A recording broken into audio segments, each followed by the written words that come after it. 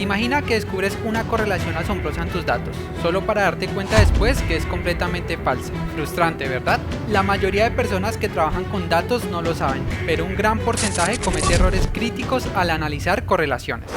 Hoy voy a revelarte 7 pasos esenciales que la mayoría ignora y que pueden marcar la diferencia entre un análisis superficial y uno que realmente destaque.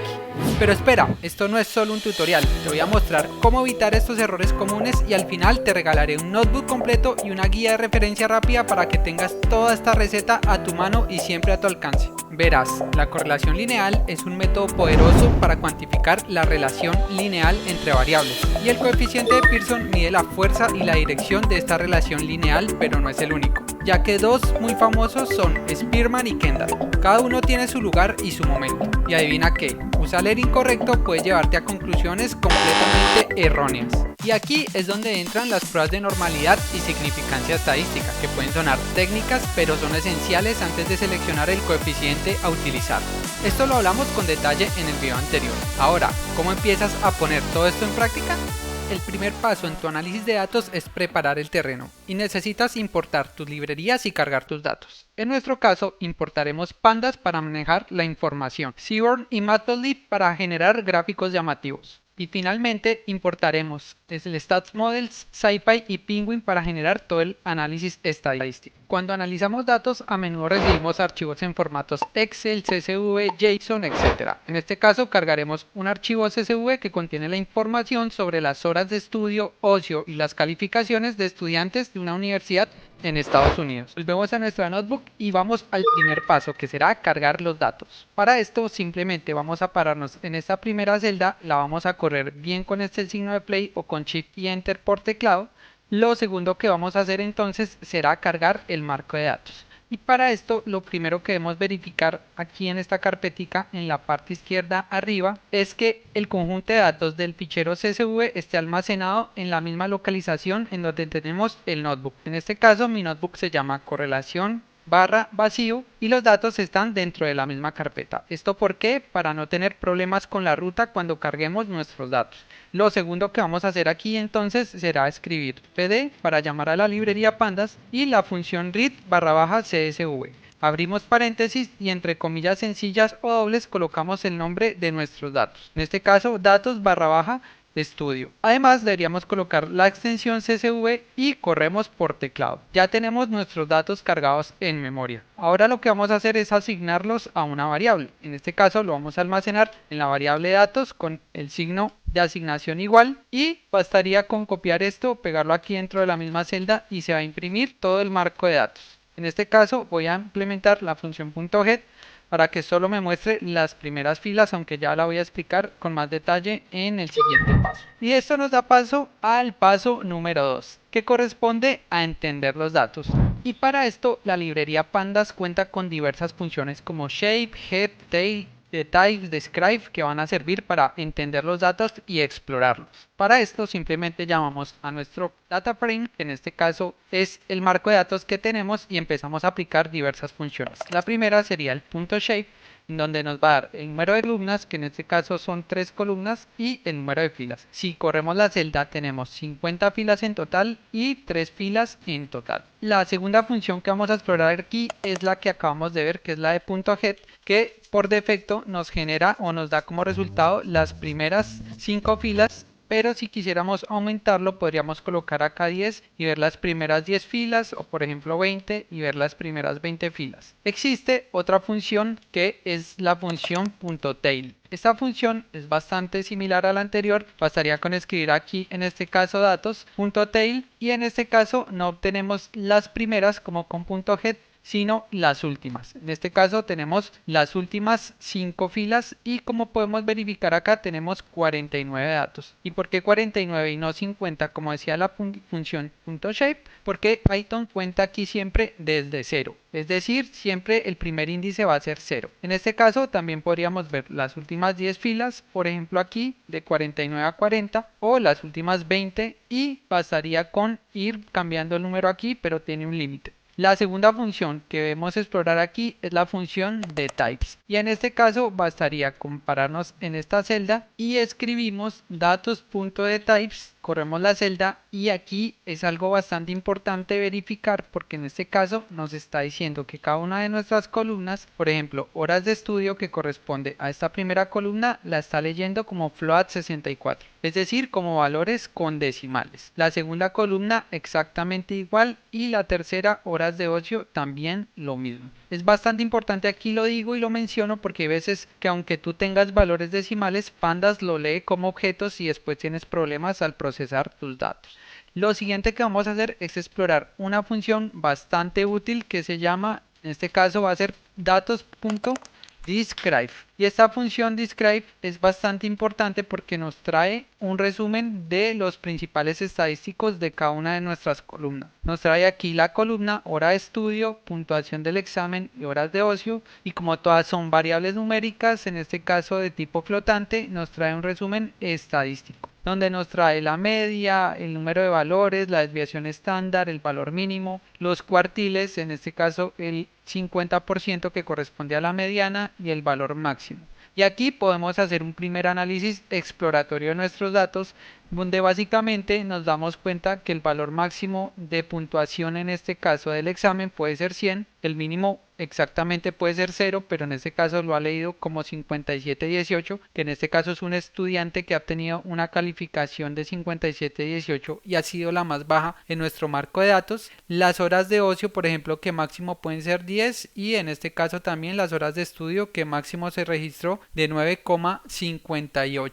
Como lo vemos en nuestro marco de datos, tenemos tres variables que se representan con números decimales. Y lo primero que tenemos que entonces identificar de cara a calcular la correlación es que estas medidas son variables cuantitativas continuas porque pueden tener cualquier valor dentro de un rango y no se limitan a números enteros. Recuerda que las variables cuantitativas continuas las puedes utilizar para calcular, por ejemplo, la correlación utilizando el coeficiente de Pearson, Spearman o Kendall. Sin embargo, siempre es importante verificar la normalidad y lo vamos a ver en un paso posterior. Lo siguiente que vamos a hacer y corresponde al paso número 3 es la preparación y limpieza de datos. Y aunque en este marco de datos los datos ya están limpios, este siempre es un paso ideal antes de probar cualquier correlación. Para esto podemos verificar muchísimas cosas. Aquí tengo unas cosas que son las más básicas, pero esto podría dar para un video entero, que son los valores faltantes, las filas duplicadas, los valores atípicos, bastante importante en este caso con la correlación que vamos a calcular, el análisis de consistencia de datos y la selección de variables. De estos vamos a probar unos básicos. Por ejemplo, para identificar los valores faltantes podemos llamar aquí nuestra variable de datos, que recuerda que está almacenando nuestro data frame, y escribir en este caso el método .info. Este es muy similar al método de types, pero tienes que considerar aquí que el método info nos dice el número de valores no nulos. Y es que en este contexto se refieren a cualquier tipo de dato faltante que puede incluir tanto los NaN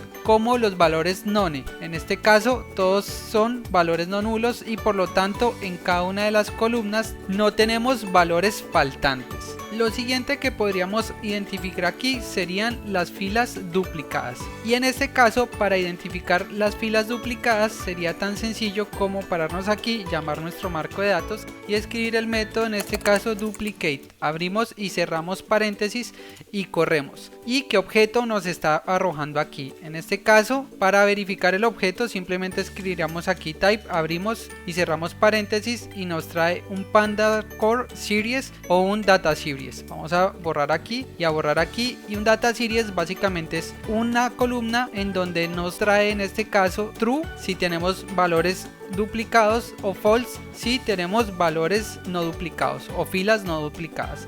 En este caso podríamos verificar una a una si en alguna de las filas está true, pero si tenemos muchos datos esto no es una buena idea.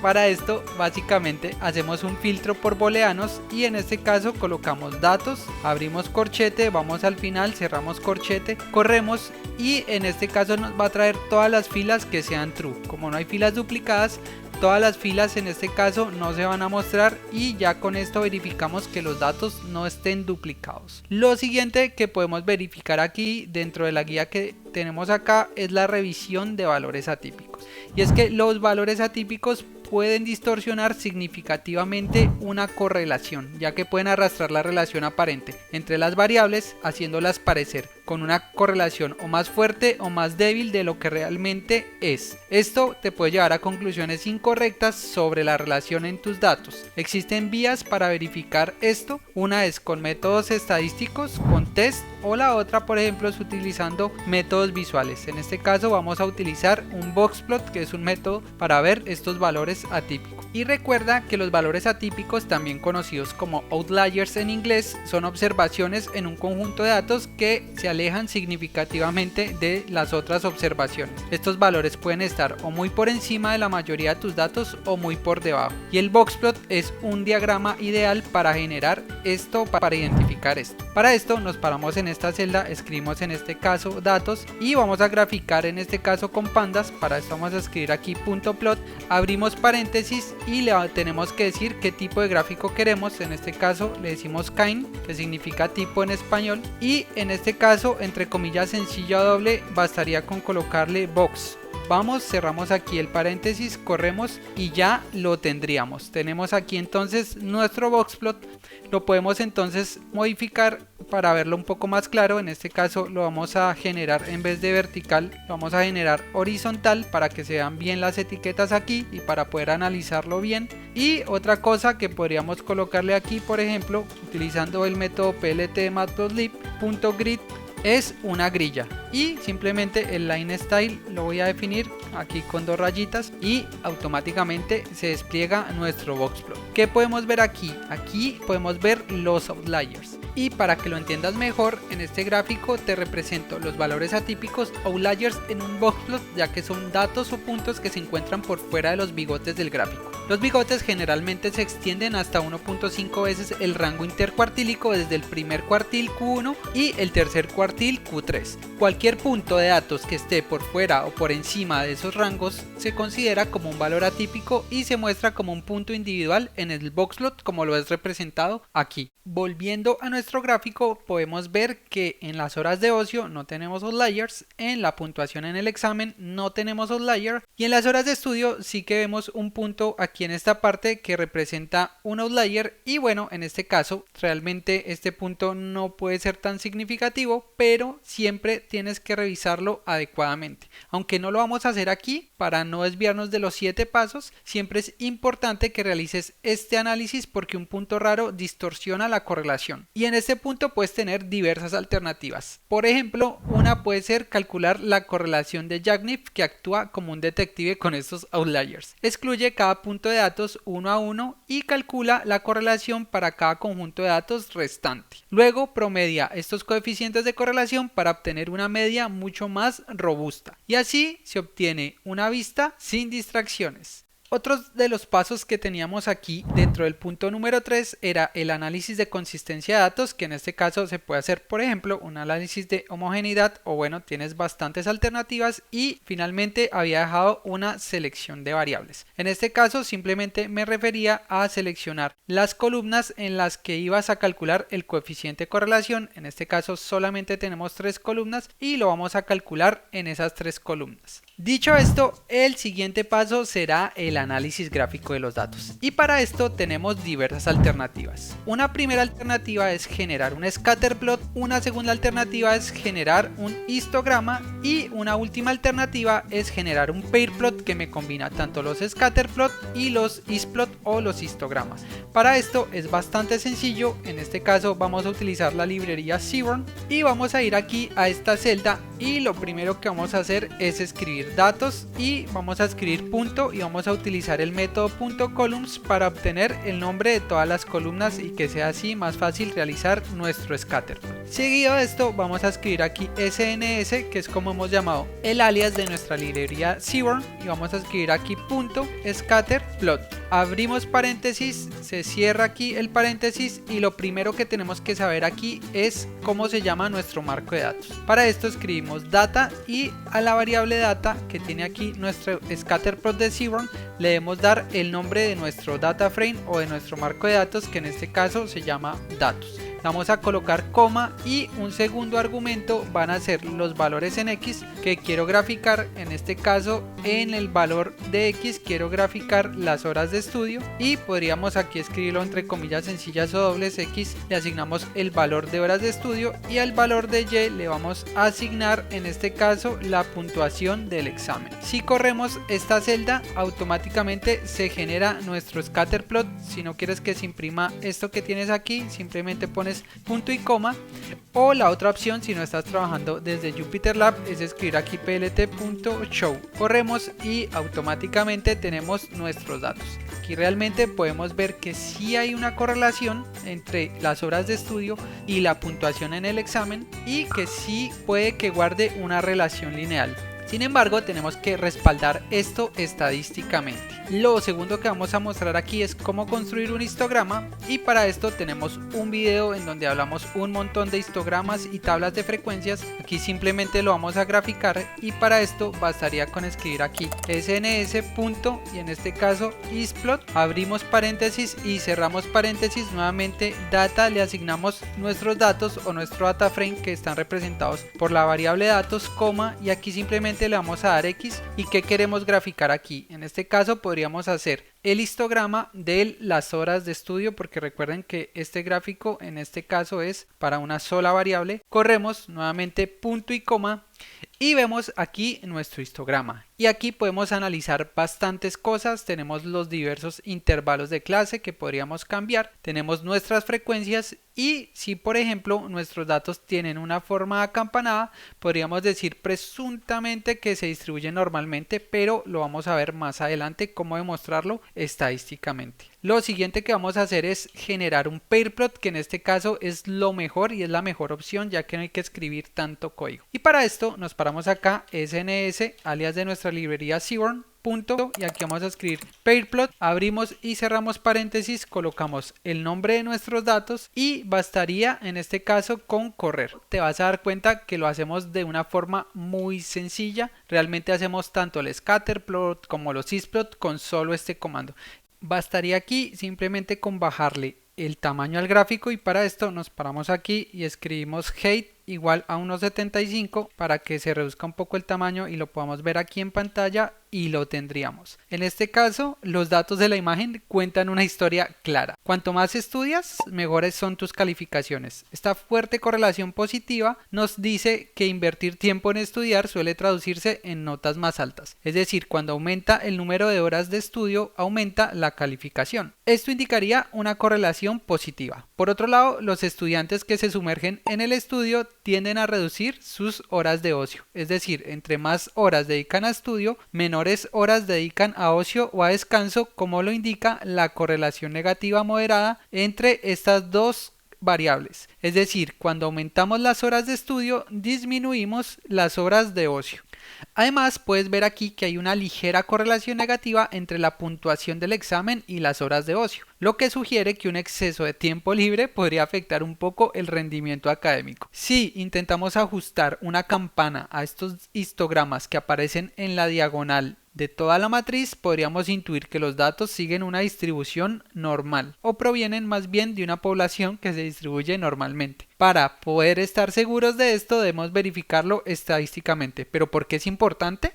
Porque si los datos se distribuyen normalmente, podríamos usar el coeficiente de Pearson sin problema para analizar la correlación. Sin embargo, si esto no se cumple, podríamos utilizar otros coeficientes como el de Spearman o Kendall, considerando otros test estadísticos necesarios para ver si se puede utilizar uno u otro. Esto nos abre el paso número 5, donde vamos a verificar si efectivamente podemos calcular el coeficiente de Pearson y nuestros datos se distribuyen normalmente. Y para esto tenemos que hacer una evaluación gráfica, que es un método bastante poderoso, utilizando bien los histogramas que ya vimos o otro tipo de gráfico que se llaman los QQ-plots o los gráficos quantile-quantile normal.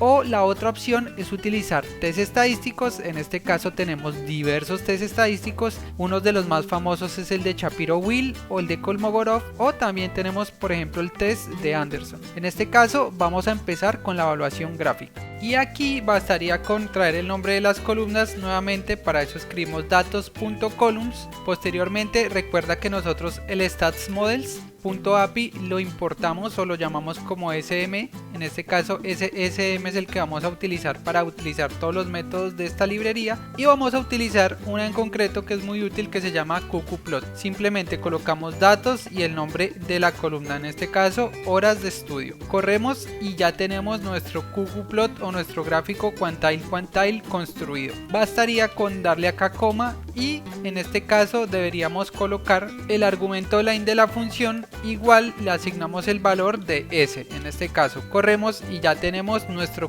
gráfico quantile. Aquí lo que hacemos es calcular una muestra de los cuantiles y compararla contra los cuantiles teóricos.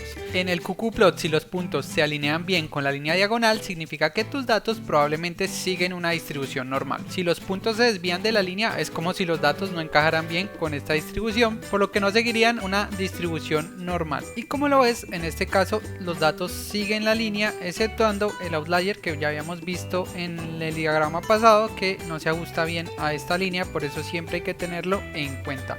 Si queremos graficar entonces nuestras otras variables, bastaría con utilizar matplotlib, y para esto podríamos simplemente insertar una fila aquí en la parte superior y empezar a construir el gráfico. Rápidamente y con una explicación muy sencilla, lo que haríamos es crear una figura y unos ejes, y en este caso un subplot de una fila por 3 columnas. Adicionalmente le damos a la figura un tamaño de 13 por 3. En este caso corremos y ya tenemos nuestras 3 figuras. Ahora lo que vamos a hacer es recorrer las columnas de nuestro data frame y con un ciclo for también ir recorriendo uno a uno estos elementos para ir asignando los qqplots a cada uno de los subplots o de los axes que tenemos acá, y le vamos a colocar al final un título. Realmente, si quieres aprender más de esto y de visualización de datos, tenemos un curso que te voy a dejar aquí en la descripción si quieres volverte un experto en gráficos. Corremos y como lo ves, ya tenemos el qqplot tanto para las horas de estudio, la puntuación del examen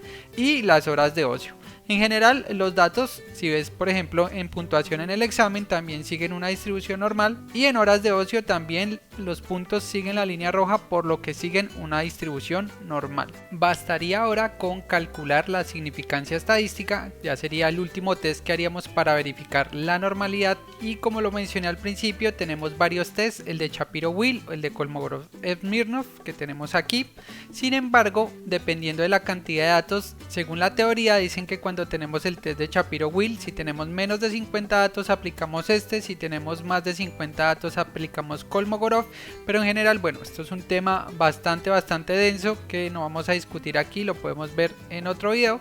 Sin embargo, en algunos estudios he visto que además de aplicar el de Kolmogorov-Smirnov, aplican el de Shapiro-Wilk porque es un test bastante robusto, y también hay otros tests como el de Anderson, etc. Para aplicar este test es bastante sencillo, simplemente de la librería stats vamos a aplicarlo directamente a la primera columna de nuestro data frame, que recuerda que eran horas de estudio, y aquí bastaría de stats con importar Shapiro, y exactamente lo mismo que hicimos ahorita, simplemente llamamos el data frame y dentro del data frame datos vamos a utilizar la columna horas de estudio. Recuerda que la tenemos aquí para no escribir, o de pronto con el autocompletado la podemos completar. Corremos y automáticamente tenemos el estadístico de Shapiro y el p-valor. ¿Qué significa esto? Es muy sencillo entenderlo, aunque se complican un poco con las definiciones estadísticas, pero te lo voy a explicar estadísticamente. Si los datos no siguen una distribución normal, el p-valor tiene que dar menor a 0,05, en este caso es mayor, por lo que los datos según este test de Shapiro siguen una distribución normal. Y estadísticamente, como lo encontramos en la literatura, tienen una hipótesis nula que dicen que los datos siguen una distribución normal, una hipótesis alternativa que dicen que los datos no siguen una distribución normal. Si el p-valor da mayor a 0,05, se acepta la hipótesis nula, que quiere decir que los datos siguen una distribución normal, y si el p-valor da menor a 0,05, se rechaza la hipótesis nula, se acepta la hipótesis alternativa, y quiere decir que los datos no siguen una distribución normal. Bastante sencillo de entender. Realmente, si no lo entendiste, vuelve a repetir el video, pero realmente el concepto es muy sencillo. En este caso, las horas de estudio obtienen un p-valor mayor a 0,05, por lo que siguen los datos de las horas de estudio una distribución normal. Ahora, ¿cómo hacemos esto para las otras columnas? Básicamente podríamos ir aquí paso a paso colocando cada una de nuestras columnas y colocar aquí, por ejemplo, la puntuación del examen, correr aquí, pegamos, corremos y tenemos el test para la puntuación del examen p-valor mayor a 0,05, con lo cual los datos también siguen una distribución normal. Y si lo quisiéramos hacer para todas las celdas, bastaría con tener un código como este. Simplemente traemos aquí un recorrido de cada una de las columnas que tenemos en nuestro data frame, aplicamos el test, tanto el estadístico como el p-valor lo obtenemos y hacemos un if. Si el p-valor es menor a 0,05, los datos no siguen una distribución normal, sino el p-valor va a ser mayor a 0,05, con lo cual los datos van a seguir una distribución normal. Corremos y automáticamente tenemos la respuesta para todas. En todas el p-valor se supera, con lo cual todos los datos van a seguir una distribución normal. Al distribuirse normalmente nuestros datos, podemos utilizar el coeficiente de correlación de Pearson, y esto le da paso a nuestro paso número 6, el análisis de correlación. Y para esto vamos a estudiar tres cosas diferentes: cómo hacer el cálculo del coeficiente de correlación en pandas, un análisis gráfico con un heatmap, que este diagrama es bastante útil para ver correlaciones, y nuevamente el tema de significancia estadística. Este tema de significancia estadística ya les voy a explicar qué es, no se preocupen. Y lo primero que vamos a hacer es pararnos en esta celda, el nombre de nuestro marco de datos, que en este caso ya lo tenemos aquí claro, y vamos a colocarle .cor. Con este método vamos a calcular el coeficiente de correlación o una matriz. Por defecto, si corremos, aquí ya viene aplicado el coeficiente de correlación de Pearson, pero dentro de los atributos de la función nosotros podemos colocar aquí la palabra method y le podemos asignar el coeficiente, por ejemplo, de correlación de Pearson, que es con minúscula, Pearson, que es el que ya teníamos aquí, por ejemplo el de Kendall, también lo podemos calcular, o el de Spearman, y ya lo tenemos dentro de nuestra matriz. En este caso nos vamos a quedar con Pearson, nos vamos a quedar con estos valores que tenemos aquí, y recuerden que esto es bastante útil cuando no tenemos unos datos que se distribuyen normalmente. Vamos a asignarle este resultado o esta matriz a una variable que vamos a llamar correlación Pearson, y básicamente lo tenemos almacenado en este objeto, que va a ser también un objeto de tipo data frame. ¿Qué es importante ver en esta matriz? Bastante sencillo. La diagonal principal son solo valores en uno, porque obviamente cada una de las comparaciones entre horas de estudio y horas de estudio pues son los mismos datos, tienen una correlación perfecta. Asimismo pasa con las horas de examen y horas de ocio.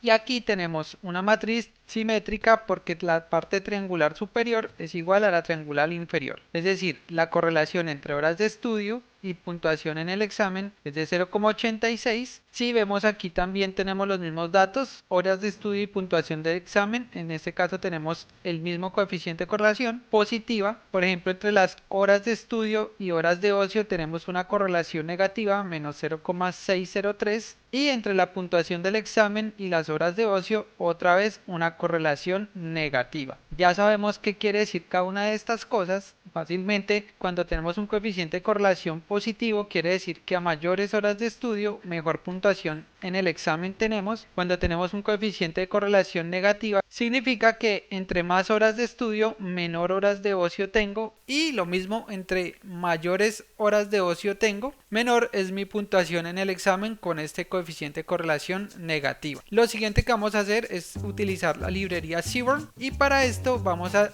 utilizar el heatmap. Vamos a escribir aquí sns. Y aquí simplemente heatmap, abrimos y cerramos paréntesis, nos vamos a traer el nombre de nuestra matriz y vamos a representar básicamente dentro de esta matriz los resultados. Aquí podemos jugar con varios parámetros, realmente tenemos un video donde explicamos cómo hacer todos los heatmaps. Voy acá a traer los parámetros más relevantes que hemos ajustado para que se mejore la visualización de datos, en este caso, que son colocar las anotaciones, colocarles 2 puntos decimales, cambiar el CMAP o el color del gráfico, un line width de 0,5, un Vmax que va a ser en esta escala de 1 y un Vmin en esta escala de -1. Vamos a correr y ya lo vamos a ver. Y esta escala, en este caso Coolworm, es bastante intuitiva para ver, donde entre más cercano está -1 el coeficiente de correlación, vamos a tener un color más hacia el color azul, y entre más cercano a 1 en positivo, más rojo va a tener la correlación. Básicamente esta es la misma matriz que teníamos antes, pero expresada en colores, y ya saben que con la visualización de datos es bastante fácil de ver qué nos quieren contar nuestros datos. Finalmente pueden analizar los resultados que tienen aquí, que es básicamente lo que expliqué ahora. Y finalmente ahora sí vamos al tema de la significancia estadística. Y para esto existe una librería que se llama Penguin, que importamos al principio. Vamos a ir arriba del todo, recuerden que es Penguin, y en este caso esta librería no viene instalada por defecto dentro de nuestro paquete de Python, por lo que hay que instalarla. Pero para instalarla es bastante sencillo. Puedes pararte en esta celda, por ejemplo, y colocar acá signo de admiración y escribir aquí en este caso pip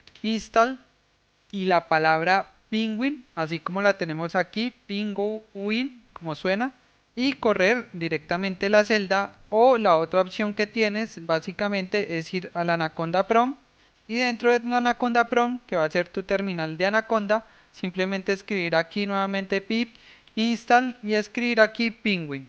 Si corremos, básicamente se empieza a instalar la librería, y aquí bastante importante ver que yo estoy en mi entorno base, pero recuerda, si tú estás en otro tipo de entorno virtual, puedes cambiar a ese entorno virtual y ahí sí instalar tu librería.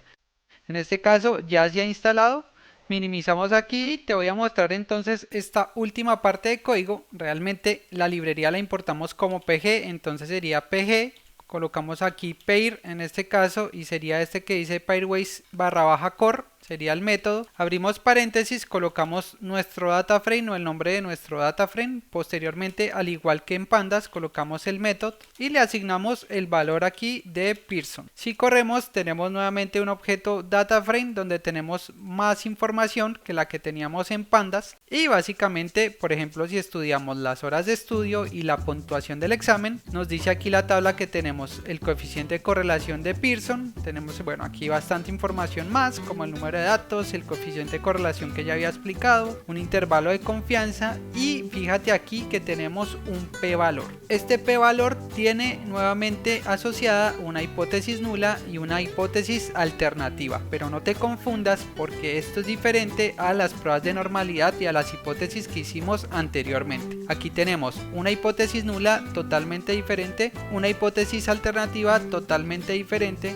y básicamente, sin enredarnos en esto de las hipótesis, lo que tienes que entender aquí es que si tu p-valor es mayor a 0,05, la correlación no es significativa. Esto quiere decir que la relación, por ejemplo, entre las horas de estudio y la puntuación del examen se pudieron deber al azar. En este caso tenemos un p-valor en todos los coeficientes o en todos los pares de variables menores a 0,05, con lo cual tenemos que las correlaciones son significativas, y realmente todo lo que nosotros acabamos de ver dentro de nuestro heatmap tiene un respaldo estadístico, y la correlación y estos coeficientes no se dieron debido al azar. Esto quiere decir que ya tenemos todo lo que queríamos. Aquí te dejo nuevamente el resumen. Hipótesis nula: no existe una correlación significativa entre variables. Hipótesis alternativa: existe una correlación significativa entre par de variables. Y aquí nuevamente el resumen: si el p-valor es mayor a 0,05,